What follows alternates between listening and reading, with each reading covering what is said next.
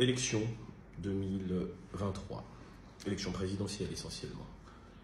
J'ai comme l'impression, au terme de mes analyses, que le président Félix Tshisekedi sortira vainqueur de ce processus électoral et aura un second mandat. Je vais m'expliquer.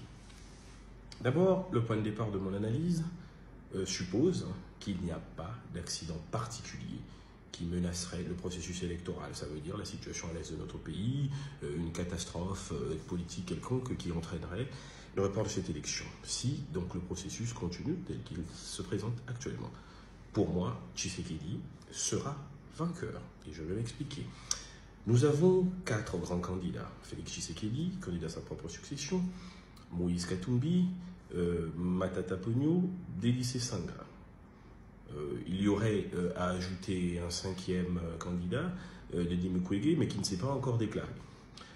Un à un. Moïse Katumbi, il a à l'évidence le soutien de l'Église catholique, comme Martin Fayulu l'avait en 2018, mais il va quand même être handicapé dans sa base électorale naturelle qu'est le Katanga, parce que dans cette province, Joseph Kabila, qui exerce une magistrature morale et tutélaire importante, a demandé à ses partisans de ne pas participer au processus électoral.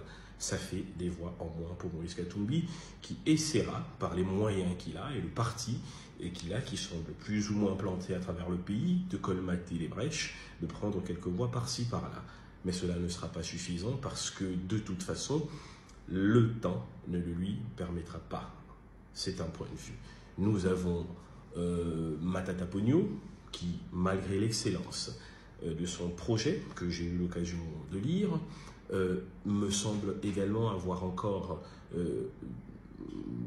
des frontières de progression assez importantes pour permettre à ces idées de se répandre à travers le pays et de mobiliser suffisamment le peuple congolais.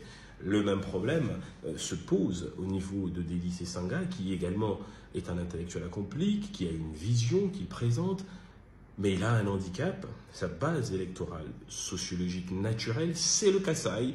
Le Kasaï, c'est le fief du président de la République. Et nous savons très exactement comment se structurent les votes dans notre pays.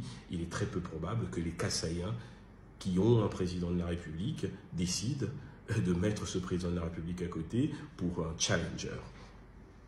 Ensuite, nous avons le président Tshisekedi, qui, faut-il le rappeler, en 2018, a gagné les élections. Ici, nous parlons de la réelle politique.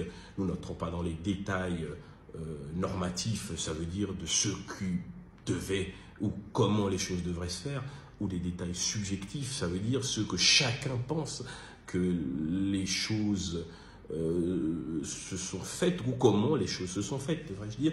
Nous parlons ici de réelle politique et de fait. Le fait, c'est qu'il est président de la République. Il a été élu avec 38%, et ces 38% ont été tirés d'une base radicale, de convaincus tshisekédistes et UDPciens.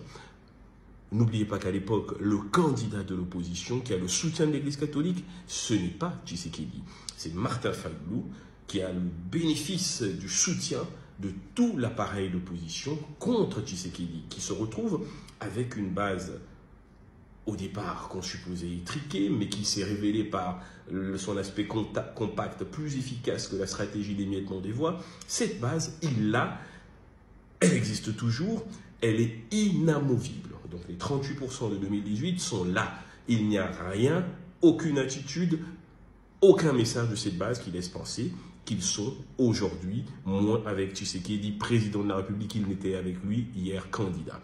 Vous ajoutez à cette base tout l'aéropage politique du Front commun pour le Congo, sorti des entrailles de Joseph Kabila d'hier et qui aujourd'hui appartiennent à ce qu'on appelle l'union sacrée. Toutes ces personnalités sont autant de relais qui chacun amènera des voix supplémentaires. Les voix qui hier, pour partie, étaient à Emmanuel Ramazani Chadari, vont se reverser dans l'escarcelle de Félix-Antoine Tshisekedi. Certaines voix d'hier qui étaient à Martin Fayulu, aujourd'hui, lui, il s'abstient, mais Bemba, par exemple, qui était dans l'Amouka, donne ses voix aujourd'hui à Félix Tshisekedi. La redistribution sociologique des voix se fait ainsi en République démocratique du Congo.